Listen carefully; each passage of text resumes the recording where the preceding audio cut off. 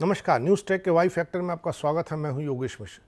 आप बच्चे हैं तो निश्चित तौर से जब झमाझम बारिश होती होगी तो बारिश में भीगने का आपको मन करता होगा, और बारिश में भीगने के बाद आपके माता पिता आपको डांटते डपटते होंगे, तमाम समझाते होंगे। हालांकि यह भी सच है कि आपके माता पिता जब बच्चे रहे होंगे तो उन्हें भी बारिश में भीगने का मन करता होगा।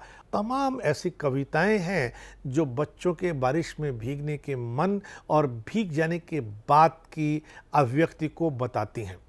लेकिन सोचने का विषय है कि आखिर जो माता पिता झमाझम बारिश में भीगने का लुत्फ उठा चुके हैं वो अपने बच्चों को क्यों रोकते हैं इससे।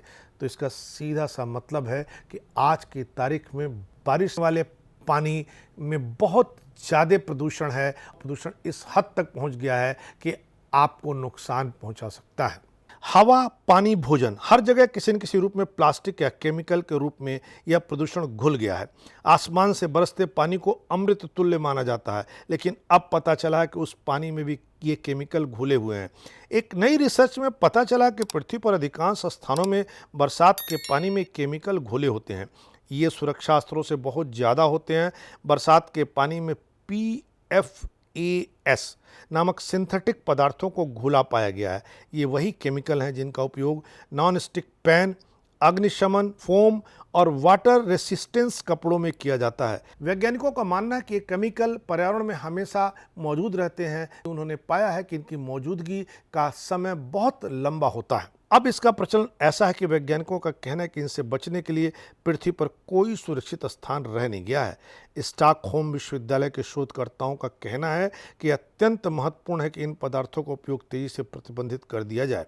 वैज्ञानिकों को डर है कि PFAS कैंसर सहित कई तरह के स्वास्थ्य जोखिम पैदा कर सकता है। हालांकि अभी तक शोध अनिर्णायक रहा है। वे हाल के वर्षों में PFAS के प्रसार के बारे में अधिक चिंतित हो रहे हैं। PFAS का मतलब पॉली और परफ्लोरोअल्काइल पदार्थ है।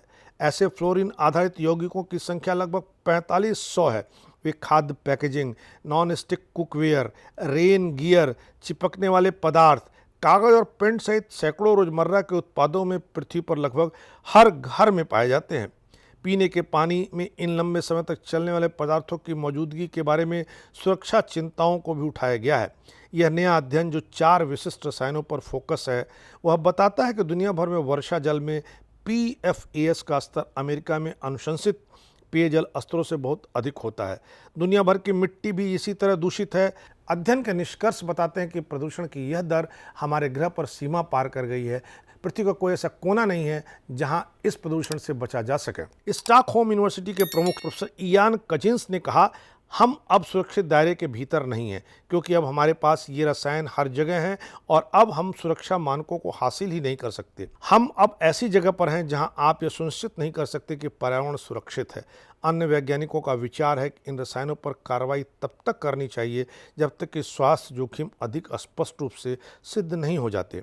PFAS द्वारा उत्पन्न स्वास्थ्य जोखिमों पर बहुत शोध किया गया है। वैज्ञानिकों का कहना है कि उच्च स्तर के संपर्क में कुछ कैंसर, प्रजनन संबंधी मुद्दों और बच्चों में विकास संबंधी देरी के बढ़ते जोखिम से जुड़ा हो सकता है।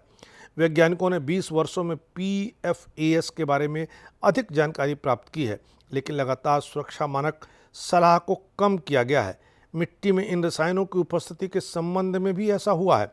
नीदरलैंड में 2018 में इंफ्रास्ट्रक्चर मंत्रालय ने मिट्टी और ड्रेजिंग सामग्री में PFAS की सांद्रता पर नई सीमाएं निर्धारित की, लेकिन इसके कारण मिट्टी हटाने या खुदाई की गई सामग्री का उपयोग करने वाली 70% निर्माण परियोजनाओं को रोक दिया गया। विरोध के बाद सरकार ने गाइडलाइंस में ढील दे दी। नए अध्ययन के अनुसार सुरक्षा स्तरों में इस प्रकार की छूट पानी के दूषित होने की संभावना को बढ़ाता है। वैज्ञानिकों का कहना है कि यदि आप उन दिशा निर्देशों को हर जगह लागू करते हैं तो आप कहीं भी निर्माण नहीं कर पाएंगे। मिसाल के लिए अमेरिकी पेयजल सलाह लागू करने के लिए व्यवहारिक नहीं है।